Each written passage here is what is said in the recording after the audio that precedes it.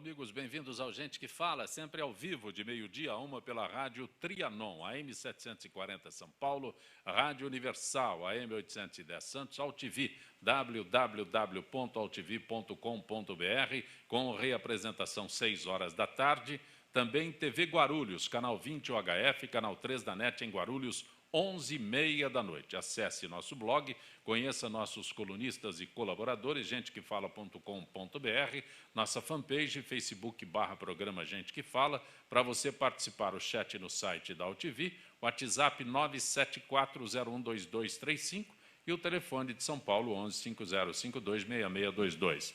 Nesta edição de Gente que Fala, conosco Fábio Martins de França. Prazer tê-lo aqui, Fábio. Prazer. Você é especialista em ginástica para o cérebro, é correto isso? Correto, isso mesmo. Por Porque incrível que pareça, ginástica para o cérebro é uma atividade que nós podemos executar, onde que nós podemos melhorar algumas habilidades cognitivas, que é o foco, memória. Mais próximo, por favor. E também a parte de raciocínio lógico. Porque ele o cérebro dele não é muito bom. Ah, então tá bom. Melhorou agora? Agora sim. Se falar muito longe o cérebro do microfone, você vai ter que exercitá-lo muito. Tá ótimo, então. Também conosco o cirurgião vascular Alexandre Amato. Prazer tê-lo aqui, Alexandre. Muito prazer, obrigado pelo convite. Tua especialidade, cirurgião vascular. Cirurgia vascular, endovascular, e estou aqui para responder as perguntas sobre acidente vascular cerebral. Um outro foco, né? Não o lado da neurologia. Depende. Então, você socorre quando a ginástica dele não dá certo? Ele tem que atuar antes, né? Sim, por isso que eu depois. Digo, quando a ginástica não dá certo, você entra na... Ou quando a ginástica não ajuda mais, já passou do ponto, né? Correto. Você é do Amato Instituto de Medicina Avançada, é isso? Isso. Ok. Também conosco, nutricionista Carolina Arbach. Prazer tê-la aqui, Carolina. Prazer é meu.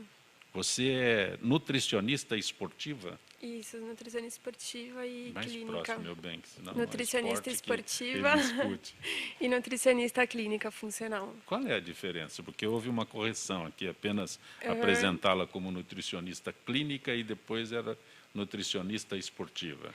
Na realidade, nutricionista esportiva pela minha especialização, que eu sou especializada em nutrição esportiva, e também não coloquei clínica porque eu não atuo em consultório, clínicas, né? Atuo na Natui, que é uma empresa. Então, essa diferença. Perfeito. E conosco a enfermeira Karina de Araújo. Prazer tê-la aqui, Karina. Prazer. Mais próximo, por favor. Prazer. Você não está acreditando que ele não te ouve, né? A tua especialidade, controle de infecção direto aos profissionais, é isso? Não, na verdade eu sou enfermeira e minha especialização é em controle de infecção relacionada à assistência à saúde. Sim. Dentro da minha especialização, a gente cuida também da saúde do profissional. Certo. Que corre o risco de adquirir uma doença, uma infecção, através da assistência, do seu cuidado. Que é a Sol Millennium? A Sol Millennium é uma empresa que ela fornece dispositivos de segurança, de proteção profissional, na área da saúde. É uma multinacional, uma empresa que eu trabalho atualmente. Perfeito. Doutor Alexandre Amato, ataque isquêmico, né? Qual é o senhor esclareça, este é um primeiro passo, este é um segundo passo, porque tudo que se refere a ataque isquêmico, AVC, alguma coisa assim, nem sei se AVC é o termo correto que eu possa usar, mas assusta. Assusta todo mundo, né? Qualquer problema no cérebro assusta. Por isso que existe o treinamento aí para tentar evitar. Mas a AIT é o acidente isquêmico transitório e o AVC é o acidente vascular cerebral. O correto hoje em dia é acidente encefálico, né? Mas vamos falar o AVC que todo mundo conhece. A doença e o problema normalmente são os mesmos. A única coisa que muda é a duração. O ataque isquêmico transitório dura por um dia no máximo, enquanto um AVC pode perdurar por mais tempo. O que é essa duração de um dia? É uma questão de definição. Vamos pensar assim, quem teve um AIT é um aviso de que alguma coisa bem grave está acontecendo. É uma chance que vai ter de pesquisar e tentar tratar a doença de causa. Quem tem um AVC vai ficar com uma sequela. Essa sequela pode ser pequena, maior. Quem tem um AIT, mesmo que seja duração de um dia, alguma lesão já se formou no cérebro. Alguma coisa vai ser visível num exame de imagem, algum exame subsidiário, que vai mostrar que a lesão ainda está lá, mesmo não tendo sintoma depois de 24 horas. AVC é uma sigla bastante conhecida por todos nós. Aí o senhor fala sobre AIT, não é? Isso. Quais são os sintomas? Bom, sintoma, pode ter um desvio de rima, pode o desvio do rosto, né, desvio Sim. de língua, dificuldade de fala, dificuldade de movimentação, esses são os mais comuns. Mas isso é quando já aconteceu, né, quando a lesão já aconteceu. Acho que é interessante a gente comentar sobre a prevenção. Sim. Né, quem são as pessoas que estão propensas para ter um AVC, um AIT ou algum problema vascular extracerebral. Então, quando eu falo, por que um vascular está aqui falando e não um neurologista e não um neurocirurgião? Porque as carótidas são as artérias que irrigam o cérebro. Temos as carótidas, temos as vertebrais. E uma lesão dessa artéria pode levar ao derrame. Então, quando a gente identifica essa lesão cedo, trata essa lesão cedo, a gente pode evitar os problemas maiores. Quem são essas pessoas? São as pessoas que têm, basicamente, aterosclerose. Eu acredito, realmente, a aterosclerose é uma doença que todo mundo já ouviu falar, deve ter sido comentado aqui no programa várias vezes, principalmente por cardiologistas. E acredito que todo mundo já ouviu, pelo menos de passagem, quais são os fatores principais, né? Tabagismo, fumo, que graças a Deus nós não somos um país, na maioria, tão fumante assim. Hipertensão, diabetes, doença coronariana, todos esses são fatores que levam à aterosclerose ou são causados pela aterosclerose. Quando a gente identifica tudo isso, a gente tem que fazer um rastreamento de doença Aí a carotídea. prevenção. Aí a prevenção seria essa. Prevenção. É para não chegar no cirurgião vascular, com o cardiologista, com o clínico, com o geriatra, com o seu médico de confiança, a partir de determinada idade, começa a ganhar idade, tem os fatores de risco, a gente tem que investigar. Esses fatores, quando o senhor fala idade, esses fatores de risco começam a se somar. Mas a partir de quando? Tem um limite para isso? Não tem? Para quem tem vários fatores de risco agregados, a gente já começa falou a aí diabetes, hipertensão, paciente que tabagismo. fuma, tem pressão alta, a partir de 50 anos a gente já começa a ficar preocupado. Uma idade seria essa, Exato. 50 anos já é... Para quem não tem os fatores de risco, a gente começa a se preocupar acima de 60, 65 anos. Mas eu fiz uma coisa muito interessante, que eu fiz um questionário para investigar quem precisa fazer rastreamento ou não. Está online, posso passar o site? Por favor. É vascular.pro/carótida, sem o acento. Repete, é só por responder favor. vascular.pro/carótida, sem o acento.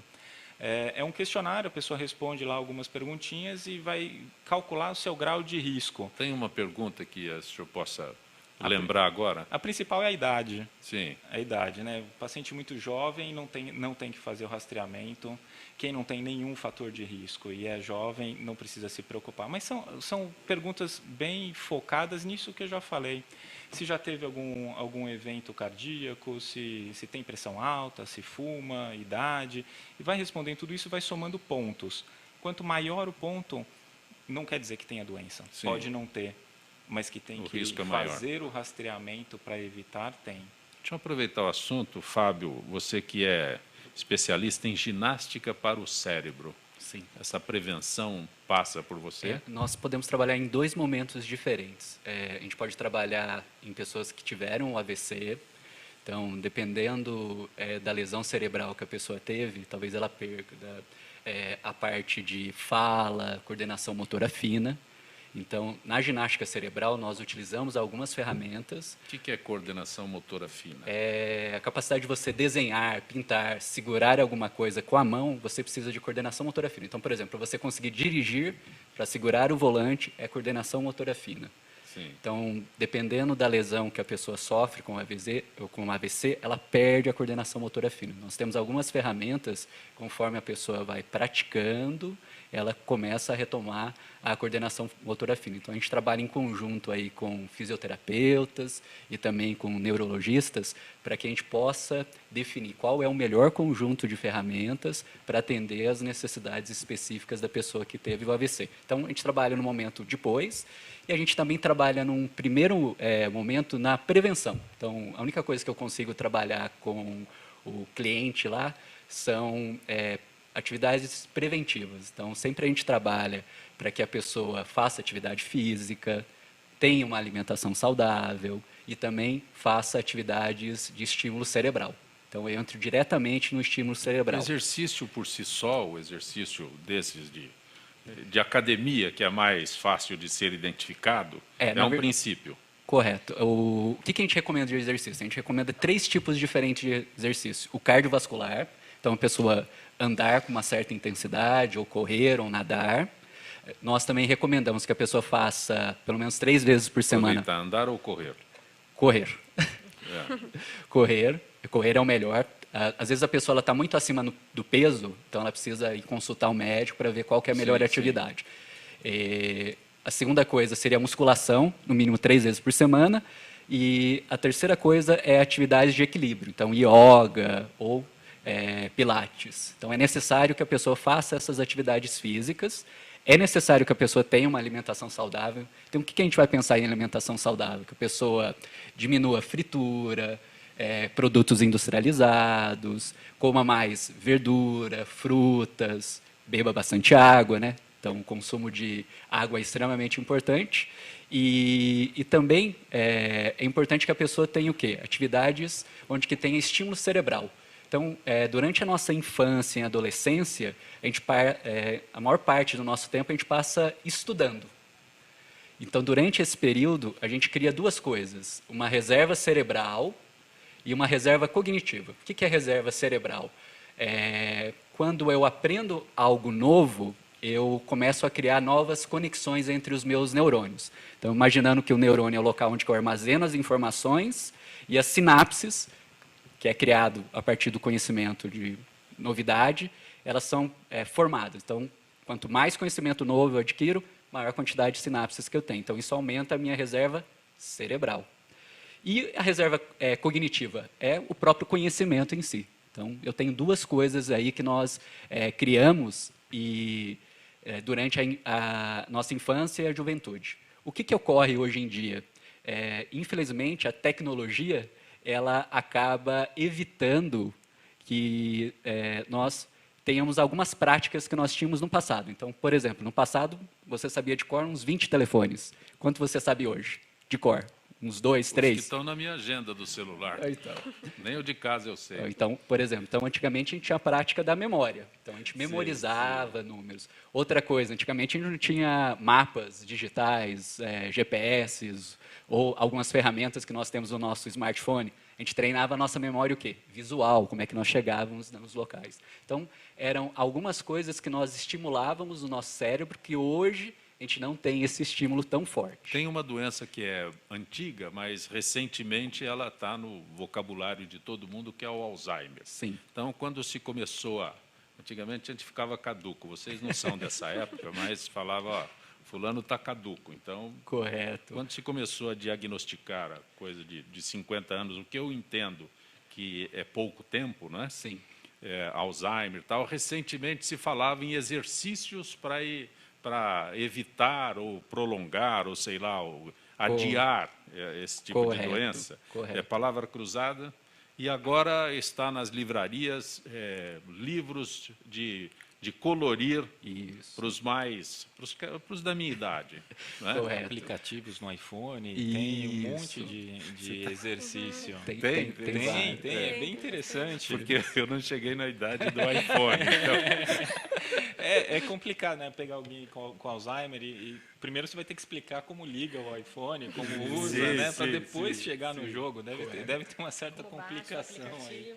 Mas eu queria fazer uma pergunta, porque semana passada ou retrasada, foi bem próximo mesmo, eu li um artigo sobre um desses aplicativos. Sim. e que falaram que ele não estava sendo tão honesto com os resultados. Correto. Eu não sei se você chegou a ler. Isso, Deve ter chegado, porque é eu exatamente li, é a uma sua empresa norte-americana que ela tem um aplicativo que é muito divulgado. O que eles traçavam? Então, eles vendiam um aplicativo com a correlação direta, que uma vez que a pessoa fizesse utilização do aplicativo, ela poderia evitar o Alzheimer. Então, essa era a alegação que a empresa tinha. Inclusive, o governo americano multou essa empresa em $2 milhões por causa da propaganda que era enganosa. O que acontece? Existem vários estudos onde que eles mostram uma correlação. Então, pessoas que exercitam o cérebro têm uma menor incidência do caso de Alzheimer. Tá? Não existe nenhum estudo que mostra a ligação específica. É aquela história de tomar uma taça de vinho evita a Isso, aterosclerose, né? isso. Todo mundo quer que isso seja verdade, Correto. mas a ligação direta ninguém conseguiu fazer ainda. Ninguém conseguiu. Isso é um problema de pesquisa científica, né? Correto. Para fazer uma coisa que prova isso, você tem que acompanhar a pessoa Durante muitos anos. durante a sua vida toda. Durante muitos então, anos. é tecnicamente inviável. Mas, Zancopé, só voltando para a sua parte, eu acho que hoje em dia o Alzheimer está muito mais na mídia, primeiro que a população envelheceu. Sim. Então, qual que é a perspectiva da OMS? É que a partir de 2025, a cada 1 minuto no mundo seja identificado um novo caso de Alzheimer. Então, a cada minuto vai ter no mundo a identificação de um novo caso de Alzheimer. E o Alzheimer, por enquanto, não tem nenhuma cura. O que tem são fatores de risco. Então, o que é um fator de risco para a pessoa ter Alzheimer? É diabetes, obesidade ou sofrer uma lesão no cérebro. Então, eu tenho um fator de risco. E eu tenho o quê? Prevenção. A única coisa que a gente pode fazer é prevenção. Então, a prevenção são 6 pilares que estão relacionados à prevenção do Alzheimer. Atividade física, alimentação saudável, estímulo cerebral, convívio social, gestão do estresse e o sono. Sim. Esses são os pilares. Se eu praticar esses pilares, a incidência de Alzheimer é muito menor em relação às outras pessoas. Só para esclarecer melhor, esses 2 itens que eu citei, pintura, né, colorir... É o estímulo cerebral. E palavras cruzadas. Estímulo cerebral. Mas tem realmente alguma eficiência isso? E de repente é só para vender livrinho de palavras cruzadas. O que acontece? É identificado que pessoas que têm uma maior reserva cognitiva, então você fazendo palavra cruzada ou fazendo pintura, você aumenta a sua reserva cognitiva. Então, é o conhecimento. O Alzheimer, como é que ele funciona no nosso cérebro? Ele começa a formar placas, e essas placas elas começam a destruir as sinapses, que são as interligações, até a destruição dos neurônios. Então, quanto mais informação eu tenho, o efeito do Alzheimer ele demora mais tempo para ocorrer na pessoa. Talvez você consiga ter os primeiros sintomas depois de 4 ou 8 anos, depende aí da sua reserva cognitiva. Essa é a primeira coisa. A segunda coisa, quando a pessoa ela é acometida pela doença, ela demora mais tempo para passar de uma fase para outra, porque a sua reserva cognitiva ela é maior. Imagina uma cidade que tem várias ruas e avenidas. Quanto maior a quantidade de ruas e avenidas, você tem mais caminhos possíveis para chegar do ponto A ao ponto B. Então, se você tem menos ruas, menos caminhos possíveis. Então, essa que é a característica. Então, por isso que é importante eu ter uma reserva cognitiva maior. Naquele filme que a atriz ganhou o Oscar, acho que há 2 anos atrás, Para Sempre Alice, era isso, era uma professora universitária, onde ela teve Alzheimer, mas para que ela seja acometida pelos sintomas, demorou um pouco mais, porque ela era uma pessoa que era extremamente intelectualmente ativa, fazia exercício físico, no filme aparece ela correndo, então você tem algumas características ali que a gente consegue observar. Carolina, tanto o Fábio quanto o doutor Alexandre citaram alimentação. Sim. E nós estamos numa época em que se fala muito de alimentação, mas unindo os 2 assuntos deles aqui, né, até que ponto, quando eles falam em alimentação saudável? Acho que ali deu para exemplificar bem que a alimentação é uma das bases de prevenção de Todo mundo muitas fala doenças, de alimentação saudável. Aí saudável é tudo que é bom, você não pode comer. Não é assim. Acho que o primeiro passo para ter uma... Porque agora, começo de ano, está todo mundo querendo, Sim. né, cheio de resoluções, né? Vou mudar de vida, vou ser saudável, agora eu vou me alimentar bem. E aí a pessoa já pensa, bom, então vou ter que cortar tudo que for gostoso, tudo que eu gosto, eu corto, e já tem essa característica, né, de encarar uma alimentação saudável como algo ruim ou que não é prazeroso. O que o doutor Alexandre falou sobre a taça de vinho, isso é um mito, é verdadeiro, que o cara tem uma taça desse tamanho? Não, é verdadeiro. O Sim. problema é que É o as tamanho da pessoas... taça. É, o tamanho da taça, né? Eles Ou querem... junta todas as taças Ou da junta semana todas. para tomar num dia Isso. só. Aí não No final de funciona. semana. Não funciona. Mas é verdade. Inclusive, tem um estudo famoso, talvez vocês já conheçam, que mostra que a relação entre o consumo de álcool, né, e aí o vinho é a opção mais saudável, por conta que, além do álcool, tem Sim. toda a propriedade antioxidante das uvas e tudo mais. Se você consumir uma dose, né, não é uma garrafa, Sim, uma dose sim. por dia, é melhor do que quem não consome nada. O problema é que é muito difícil, né? Você conhece alguém que toma uma dose só? Ou a pessoa bebe de verdade, ou não toma nada, né? Então, acaba sendo melhor a pessoa que consome uma dose do que ninguém. Mas quem bebe muito, o que é o mais comum, aí é muito pior do que não tomar nada ou tomar E só uma nesse taça. início de ano, nós estamos aqui no dia 13, né? Sim. As pessoas têm uma série de atitudes que Sim. deveriam tomar para começar, para limpar tudo o que conseguiu. Tem algum segredo nisso? Se tivesse, tem que me contar urgente. Acho que o segredo é, primeiro, não... Acho que toda mudança, para ser duradoura, não pode ser muito drástica, tem que ser lenta e Todos aos nós poucos, temos uma né? rotina. Como é que nós Isso. alteramos esta rotina de uma hora para outra? Porque nós saímos de um período muito bom, né? Natal, Ano Novo, Réveillon, aquele negócio todo, e aí é uma alteração de rotina drástica. Sim, é um pouco período turbulento. Eu acho que o problema, a pessoa não pode querer mudar e resolver mudar de uma hora para outra e começar a fazer uma dieta muito drástica, que é o que acontece. Passou festas, férias, o pessoal quer emagrecer para o carnaval, né?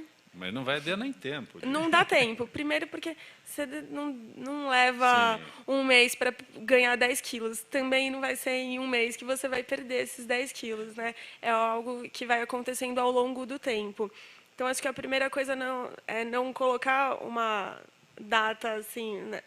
A pessoa não tem que emagrecer ou mudar de vida para uma festa ou para um carnaval, ou, né, para um acontecimento daqui a um mês. Tem que ser algo Como é que para o se resto da altera essa vida. rotina? Eu tenho que colocar lá na geladeira Pode ser uma boa relação? tática.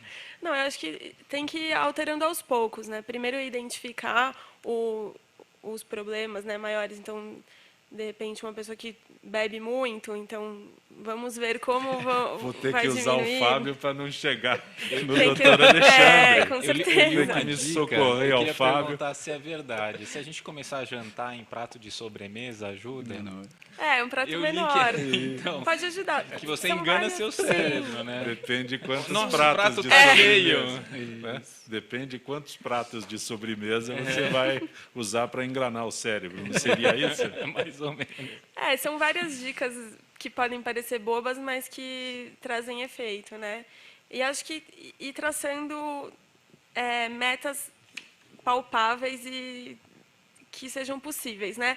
Se você tem uma alimentação péssima, aquela pessoa que acorda tomando refrigerante com bolo, né? Que bom. Toma... Tudo isso é bom. Não. Claro que não vai ser de um dia para a noite Sim, que ela sim. vai ter uma alimentação perfeita, sem açúcar, super saudável, né? Tem que ser aos poucos. Até porque a chance dessa pessoa fazer no máximo uma semana e desistir e querer voltar para o bolo com refrigerante vai ser maior, né? Então tem que ir adotando hábitos saudáveis aos poucos. Como a alimentação é algo meio complexo, porque envolve a parte social, envolve muito o psicológico. Então tem que ser aos poucos, também para a pessoa não ter essa sensação de que tudo que eu quero, tudo que eu gosto, eu não posso comer, né? E aí ela fica com Tudo que minha é bom vida é tudo que é proibido. bom é proibido, minha vida é agora sem graça porque eu estou de dieta, né? Eu não vou ser é bem feliz. assim. Eu não vou mais ser feliz, Acho que exatamente. a palavra é essa, não é dieta, né? Exatamente. É reeducação É alimentar. educação alimentar. Se você fica pensando que está de dieta, tem um dia final, né? Um dia Uhum. vai acabar. É exatamente Reeducação isso que eu não, é estava falando. pro fim da vida. Pro fim da vida, Karina, não tem que ter. você que é enfermeira especialista em controle de infecção, né? Profissionais de saúde, acho que estão mais sujeitos, mais vulneráveis. Seria isso? Então, hoje, o tema que eu venho trazer é um tema muito importante, sério, que é hoje os profissionais da saúde, eles estão ali para restabelecer a saúde de vários pacientes. Então, eles estão para cuidar e ter um paciente saudável. Só que esse profissional hoje, ele está adoecendo na linha de frente. Então, ao invés de cuidar, você tem uma pessoa doente cuidando de uma outra pessoa que está doente. Então, hoje em diversos hospitais, a Organização Mundial da Saúde, ela diz o quê? Que a gente tem 33 milhões de profissionais da saúde. E desses 33 milhões, 3 milhões passam por acidentes com agulhas contaminadas por ano, que é um número bem significativo. Mas a gente tem diversos estudos que apontam que os acidentes, 91% são subnotificados. Então, se a gente pegar que a gente tem 3 milhões notificados e que 91% não são notificados, a gente tem muito acidente. A gente tem mais acidentes do que a quantidade de profissionais que a gente tem na linha de frente hoje. E o acidente com pérfuro cortante, vamos supor que eu, Karina, enfermeira, vou atender um paciente, fazer uma injeção intramuscular nele, uma bezetacil que dói bastante. E aí, eu tiro a agulha e me perfuro em seguida. Eu tenho o risco de contrair HIV, hepatite, mais de 20 patógenos que são transmitidos pelo sangue. Então, o profissional, ele pode ter o adoecimento pelo patógeno, mas também tem o transtorno emocional dele, porque ele não sabe se ele vai adquirir uma doença que vai mudar para a vida inteira os hábitos dele. Então, eu venho falar um pouquinho desse tema que é muito importante. Vou aproveitar, me permita, doutor Alexandre, que Sim. está aqui, mas Ser um testemunho. eu imagino que se eu preciso dos trabalhos do doutor Alexandre, ele tenha o cuidado de se proteger para exercer O cuidado existe. Sim. Só que existem várias variáveis que às vezes atrapalham. Então, eu vou contar de época da residência, que eu acho que é onde as coisas mais acontecem. Faz mais de década atrás, mas na época da residência a gente trabalha demais. A carga horária é insana, a ponto... Teve um dia não, foram mais, né? Foram 72 horas de plantão seguidos, né? Não era rotina, mas rotina eram 36, 48 horas, com certeza. Então, se você entra numa cirurgia depois de 48 horas de trabalho, esperar que tenha os mesmos cuidados é quase que impossível. Eu sofri vários acidentes com pérfuro cortantes, principalmente na época de residência. Graças a Deus não aconteceu nada, e a subnotificação é importantíssima, porque imagina você estar 48 horas de plantão, entra numa cirurgia, perfura o dedo, aí você vai falar com quem deve falar e descobre o protocolo de aviso de um acidente com pérfuro cortante, que é uma coisa insana. Você vai gastar mais umas 12 horas indo fazer exame, avisando todo mundo que tem que avisar. Então, eu subnotifiquei os acidentes da minha época com certeza absoluta. E é um problema enorme. Aí tem outra coisa também, está falando só de pérfuro cortante, mas eu trabalho com raio-x, então com a fluoroscopia, que é um equipamento que emite raio-x numa dose altíssima. E esse controle também tem que ser feito. Tem um cirurgião americano recentemente que teve um tumor cerebral por causa do raio-x que ele usou durante a vida toda. Então, imagine, ele salvou centenas ou mais, milhares de vidas fazendo isso. E ele acabou adquirindo uma doença diretamente relacionada ao trabalho dele. Mas, Karina, você que é uma área específica tua, enfermagem, como se proteger? Como os teus colegas de profissão podem fazer é uma prevenção? Isso. O acidente com pérfuro cortante, ele é multifatorial. Então, ele tem várias coisas que Pérfuro cortante, uma seringa? Uma agulha contaminada. Sim. O doutor Alexandre foi muito bem colocado a questão que Dupla jornada de trabalho é um fator que gera o risco de você ter acidente com pérfuro cortante. Emergência é um outro fator. Centro cirúrgico. Os artigos científicos, eles demonstram o quê? Que a maioria dos acidentes ocorrem no pronto-socorro e no centro cirúrgico. São situações que você tem um grande estresse, de emergência. Então, ali você está pensando em salvar a vida do paciente em primeiro lugar sempre e a sua vida fica de lado e muitos profissionais atendendo o mesmo paciente. Então, a gente também tem outros setores que estão sendo afetados com acidentes com pérfuro cortante, como lavanderia, manutenção e o profissional da limpeza. Hoje, dentro do hospital, numa emergência, uma seringa contaminada acaba indo para um lixo comum, o profissional da limpeza vai fazer a coleta desse lixo e se perfura. E aí ele não sabe nem quem procurar para ter uma medida de prevenção após o acidente. E essa questão da burocracia é uma questão também, por isso que a gente tem 91% de subnotificação. Quando você vai fazer a notificação desse acidente, você precisa procurar vários setores. E aí, nisso... E a dificuldade que o doutor Alexandre relatou. Então, a gente não consegue ter... esses 3 milhões é pouco perto do cenário que a gente tem no Brasil hoje. Uma das maneiras de evitar o acidente com pérfuro cortante, em diversas situações, são dispositivos de segurança. Então, hoje no Brasil tem uma norma que chama NR32, que ela preconiza que todas as instituições de saúde disponibilizem os pérfuro-cortantes com dispositivo de segurança. Então, agulhas, lancetas, seringas com dispositivo de segurança. Então, esses dispositivos vão prevenir o acidente tanto no momento da aplicação, no procedimento, quanto no descarte. Então, aqui, doutor Zancopé, tem um exemplo de como Gostei prevenir. do doutor. Então, vamos tomar uma injeção, doutor? Vamos aplicar agora uma injeção. Até saiu de pé. E eu trouxe uma agulha bem grande. Então, hoje aqui eu vou trazer um exemplo de como prevenir um acidente com pérfuro cortante, que é uma seringa que a gente chama de uma seringa inteligente. É uma seringa que ela vai proteger o profissional da saúde para não ter um acidente com pérfuro cortante. Ela não altera em nada o procedimento do hospital e o cenário ideal seria que todos os hospitais utilizassem esse tipo de dispositivo de segurança. Se tivesse isso em todas as instituições, o número de acidentes ia reduzir muito e o profissional ia estar trabalhando com segurança na linha de frente. Um profissional trabalhando com segurança é um profissional feliz e prestando o seu máximo na assistência. Vamos tomar uma injeção, doutor? Daqui a pouco, depois do intervalo, você pode aplicar a injeção. Gente que fala retornará em instantes. O nosso Gente que fala, o Fábio Martins de França, que é especialista em ginástica para o cérebro. A nutricionista Carolina Arbach, a enfermeira Karina de Araújo e o cirurgião vascular Alexandre Amato. Doutor Alexandre, o senhor citou há instantes carótida. Existe cirurgia específica para carótida? Sim, sim. Quando há o estreitamento da carótida, ou a formação de placas, ou o nome que todo mundo conhece, a aterosclerose, dependendo do grau de estreitamento, pode ser indicado o tratamento cirúrgico, sim. Então, o que eu falei no primeiro bloco era sobre a prevenção. Sim. Então, como evitar de precisar do cirurgião vascular, né?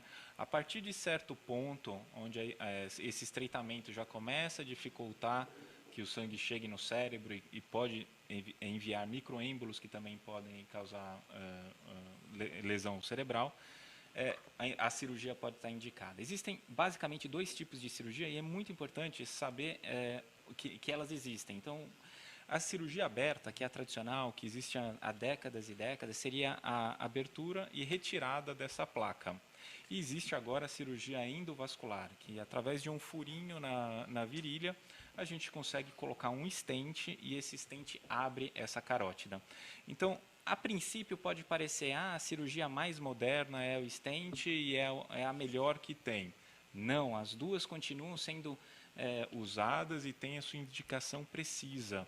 E isso é muito importante saber que se você procura um médico que só faz uma técnica, ele vai indicar a única que ele sabe fazer.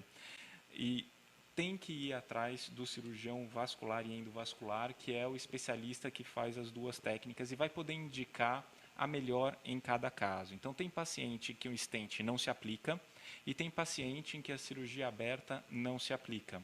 Isso que é importante, né? Porque, de repente, eu encontro um cirurgião que a especialidade dele é cirurgia aberta, então ele quer mostrar as qualidades dele. Exatamente. E também tem o radiologista. O radiologista intervencionista é o médico que estudou o endovascular só. Ele sabe colocar stent, mas se for necessário a cirurgia aberta, ou ele tem essa abertura de enviar para o cirurgião vascular, ou ele vai tentar indicar o que ele sabe fazer. Né? Por que apresenta risco de AVC? Na manipulação, no intraoperatório. Sim. A pergunta é no intraoperatório. Eu acho que é. Eu sou curioso nesse. O senhor que tem que esclarecer. Durante a manipulação, tanto da cirurgia aberta quanto na cirurgia endovascular, pode se desprender algum pedacinho dessa placa e parar no cérebro. Isso pode causar um AVC.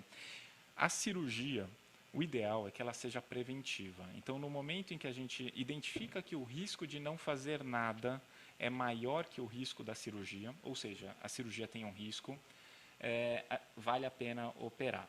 Falar um pouquinho de números, então, se um paciente é assintomático, não tem sintoma nenhum, tem um risco de AVC entre 2% a 5%, a cirurgia aberta vai ter um risco também entre 2% a 5%, se o risco se empata, não faz nada. Se o risco da cirurgia é menor, vale a pena operar profilaticamente, para evitar que tenha um AVC no futuro. Não existe cirurgia com risco zero.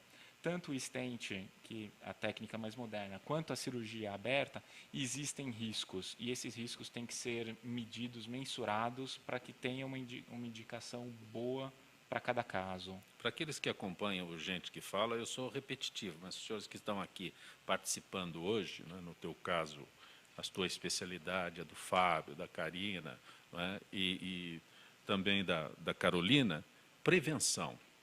Nós não temos isso no Brasil, não. Lamento, mas nós não temos. Infelizmente, o nosso foco é apagar incêndio. Quando a Carolina fala sobre uma dieta, não é? Quando a Karina fala sobre cuidados, se pensarmos em termos de São Paulo, aí nós temos um universo maravilhoso, né?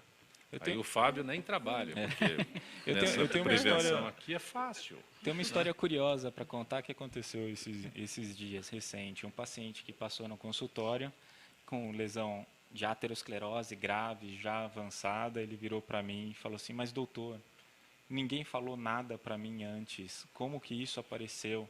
Assim, desculpa, essa doença tem mais de década. Eu rasgo meu diploma se nenhum médico falou para você parar de fumar. Aí o familiar olhou para ele e falou assim, não precisa nem ser médico para isso. Puxa, mas isso faz parte da prevenção, isso faz parte da profilaxia. Doutor Alexandre, o senhor fala para um paciente que você tem que parar de fumar, ele muda de médico. É o mais fácil. Exatamente. Você vai lá e o Fábio, você tem que exercitar, fazer isso, aquilo, exercitar vou o te teu dar cérebro. trabalho, Eu não vou mais com o Fábio. Essas coisas são comuns. Não, é correto. Eu lá na Carolina, eu faço uma dieta, eu vou No embora. máximo dieta para um mês para o carnaval. Ninguém quer dieta para a vida inteira. Você está correto, Zancopé.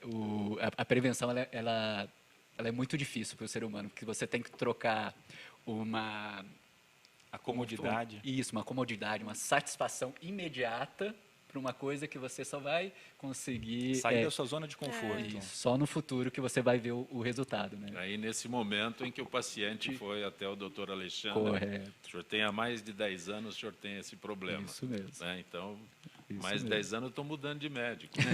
Com certeza. É melhor do que fazer a prevenção. Não tem um segmento. Isso é importante também, o segmento. As pessoas ouvem, às vezes, alguma coisa que não quer ouvir no médico, isso é muito frequente. Ele não falou o que eu queria ouvir, eu vou procurar até encontrar alguém que fala o que eu quero ouvir. E, infelizmente, vai achar. Eu cito isso e vai achar.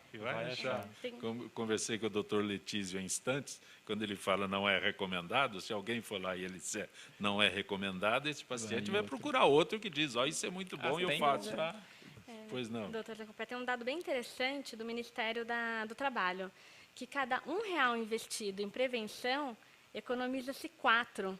Então, a gente tem que pensar em prevenir para não chegar com essa questão. Quando a gente fala de acidente com pérfuro, isso é uma coisa muito séria. Você tem que pensar no antes para não correr atrás do prejuízo depois.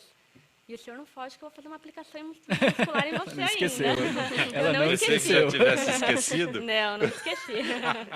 A memória sua está excelente. Minha memória tá Você viu? ótima. Está exercitando bem, Ó, né? tô aqui do lado, Mas eu tô estou fazendo, exercitando ó. mais. Eu estou exercitando mais para fugir da injeção. Correto, correto. Fuja. Ó a prevenção, vamos prevenir. Carolina, o que é esquiate? É isso? O Esquiate. que é? É uma bebida à base de chia. A chia já Sim. todo mundo já conhece, acho, né? Já está bem famosa tá aí na mídia. Originária do México, alguma coisa assim? Isso, né? isso.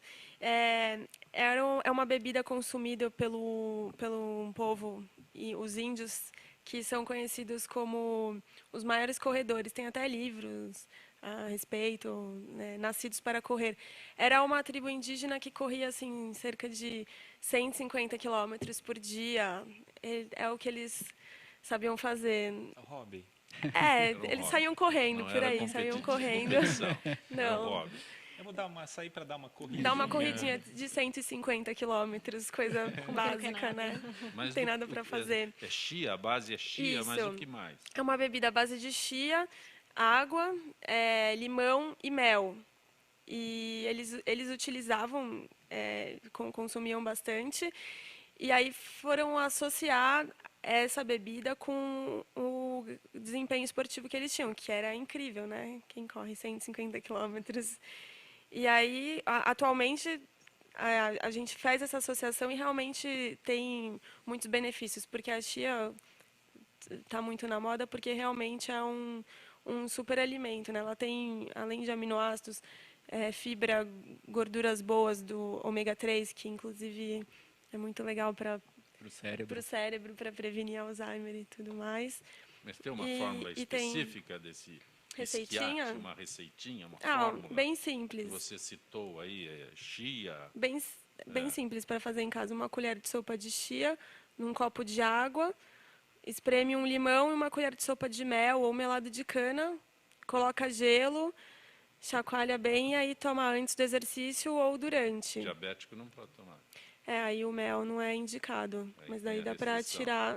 tirar o mel e colocar uma estévia, por exemplo, um adoçante natural. Dá Espero pra que nenhum colocar. diabético queira correr 100, 150 quilômetros sem um acompanhamento médico, espero- por favor. Quem vai Aliás, não só um acompanhar? diabético, né? Ninguém. Quem vai acompanhá-lo? De Que moto curso. do lado, uma van. Fábio, exercício tem a ver com inteligência? Na verdade, existem diferentes tipos de inteligência. Então, tem pessoas que têm uma inteligência matemática e tem esportistas que têm outro tipo de inteligência, uma inteligência corporal. Imagina um jogador de futebol. Como é que ele consegue chutar uma bola e acertar no pé de uma outra pessoa que está em movimento? Então, ele tem uma inteligência corporal. Bailarino, inteligência corporal. Tem pessoas que têm inteligências linguísticas. Eu consigo aprender vários idiomas e eu consigo praticar esses idiomas. Então, existem vários tipos de inteligência. Você não pode rotular uma pessoa que não tem uma habilidade em específico de não ser inteligente. Talvez ele não tenha aquela habilidade de... eu sou um péssimo jogador de futebol, então eu não tenho uma inteligência corporal boa.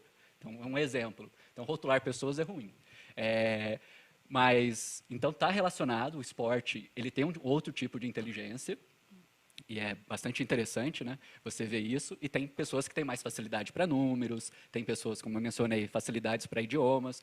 A gente tem que identificar qual dessas inteligências é a melhor e utilizar isso para como um benefício próprio, né? E, às vezes, a gente tem que pegar uma deficiência e daí trabalhar essa deficiência e tentar melhorar essa deficiência. Tem 3 tipos de inteligência que são importantes para o trabalho e também para a vida social. A inteligência lógico-matemática. Então, matemática você usa todo dia. Quero estacionar o carro, eu tenho que conseguir determinar qual que é a proporção, senão eu vou bater no carro do vizinho. Então, inteligência lógico-matemática. A interpessoal, todo mundo hoje convive em sociedade, então é difícil você ter uma pessoa que não consegue se relacionar. E eu também preciso ter o quê?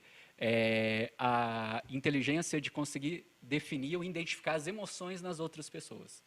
Então, eu preciso ter essa inteligência emocional também. Então, essas são as 3 principais que todo mundo precisa ter. E mais uma que talvez seja uma inata. A pessoa já nasce com aquilo. Talvez ela fazendo uma atividade, ela consegue potencializar, né? Que é o caso de jogador de futebol, pessoas que correm. Repetição do exercício. Existem alguns estudos que falam que uma pessoa se torna mestre em uma determinada atividade com mais de 10 mil horas, que é o caso de pianistas, jogadores de xadrez e assim por diante.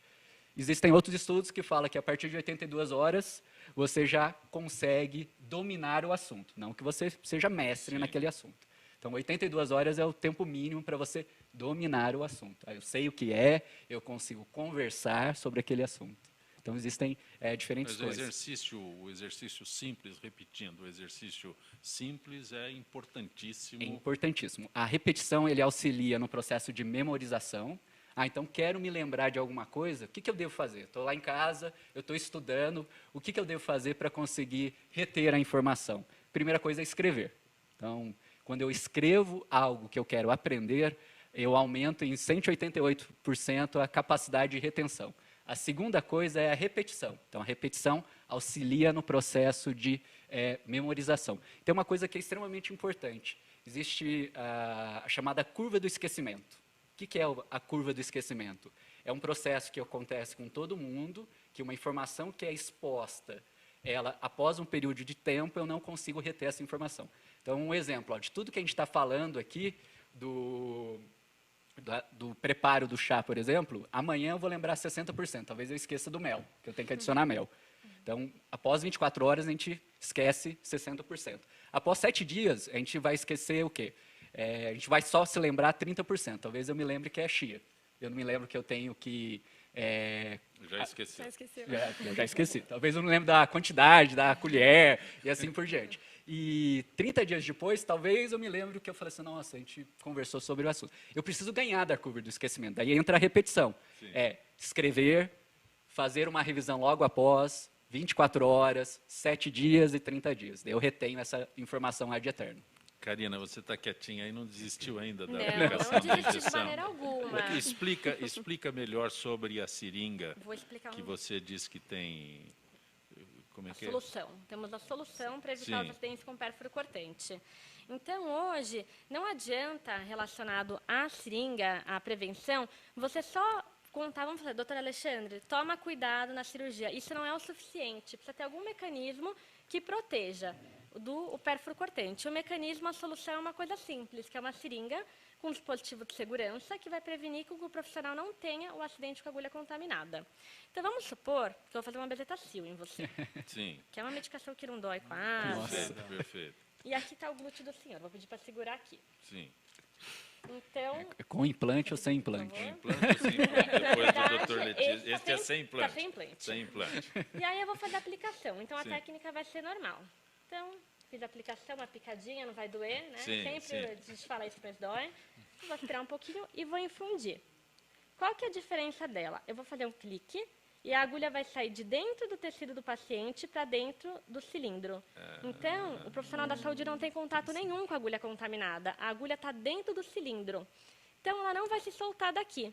Vamos supor que numa emergência, numa cirurgia, o doutor Alexandre está operando. Ele está com vários colegas de trabalho, residente, alguém deixa do lado do paciente. Se ele colocar a mão, ele não tem o risco de sofrer um acidente com agulha contaminada. Se for no meio da roupa de cama, quando for para a lavanderia, não vai ter o risco. Então, ela vai estar protegendo, tanto no momento da assistência, quem manipula, quanto no descarte. Então, essa é a solução. É uma solução simples. Os hospitais hoje têm uma norma, que é a NR32, que obriga eles a utilizarem, porém falta fiscalização. Então, alguns hospitais utilizam, outros não, e a gente tem inúmeros profissionais contaminados com HIV e hepatite, onde que uma simples seringa acabaria solucionando esse problema e não mudaria a vida inteira dele por conta de um acidente ocupacional. Karina de Araújo, agradeço a tua gentileza. Tem uma forma de entrar em contato contigo? Tem sim. Eu vou pedir para entrar pelo site, que é www.sol-m.com.br. Repete. Vou Como repetir. disse o Fábio, eu tenho que exercitar. Vamos exercitar a memória. Vamos todo mundo decorar o site. É www.sol-m.com.br. Grato por ter vindo ao Gente que Fala. Obrigada, eu que Doutor agradeço. Alexandre, muito bom tê-lo aqui. Espero não precisar do senhor. Bom, se precisar, eu estou à disposição. É grave. Se precisar, é grave, não é? Bom, a gente faz o que pode. Grato por ter vindo ao Gente Obrigado que Fala. pelo Tem uma convite. forma de contato mais direto? Tem Um site, um o telefone. nosso consultório, o site é www.amato.com.br. Grato por ter vindo ao Gente que Fala. Fábio Martins, de França, tem alguma forma de entrar em contato direto contigo, um site? Tem sim. E eu queria também aproveitar para convidar todos os ouvintes. Nós vamos ter na semana que vem a semana do Cérebro Ativo, onde nós vamos ter mini workshops, palestras e outras atividades ali na Avenida Pompeia. E caso vocês queiram participar do evento, por favor, entre em contato com o telefone 3181-2166. Repete, 3181. 3181-2166. E os eventos vão ser na parte da manhã, à tarde e à noite. Avenida Pompeia é no no método Supera Ginástica para o Cérebro. É Isso mesmo. Então, do dia 18 ao dia 23. Grato por ter vindo ao Obrigado nosso você. Gente que Fala. E você, Carolina Arbach, bom tê-la aqui. Como é que se entra em contato direto contigo? Pode ser pelo site também, www.natue.com.br. Grato por ter vindo. Transmito um Eu que abraço do agradeço. Dr. Carlos Arbach. Pode deixar. Ok. Gente que Fala tem a direção-geral do jornalista Fausto Camunha, a diretora de produção Zenilda Salvato, redação Raela Brandão, Pedro Schiavon, na pauta José Carlos Sicarelli, produção cultural Ricardo Godoy, na rádio Trianon, Benê, Cléo Rodrigues, Neildo Neres, Ricardo Valim, na direção da TV Guarulhos, Fernando Mauro, na direção da UTV Alberto Luquete, na técnica James Eduardo, Marcelo Fontan, Sérgio Oliveira e Iago Matsumoto. Estaremos de volta amanhã, meio-dia. Gratos, até lá.